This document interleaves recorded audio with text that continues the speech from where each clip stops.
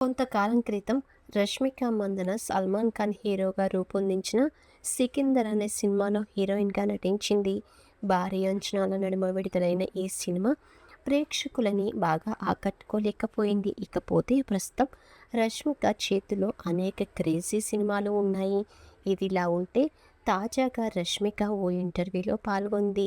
తాజా ఇంటర్వ్యూలో భాగంగా రష్మిక మందన మాట్లాడుతూ జీవితంలో ఏది శాశ్వతం కాదు అని, దానిని అర్థం చేసుకొని జీవిస్తే జీవితం ఎంతో సంతోషంగా ఉండొచ్చు అని రష్మిక తెలియజేసింది. అలాగే నీకంటూ ఒకరోజు ఖచ్చితంగా వస్తుంది. అప్పుడు నువ్వు కోరుకున్న విధంగా నీ జీవితం మారుతుంది.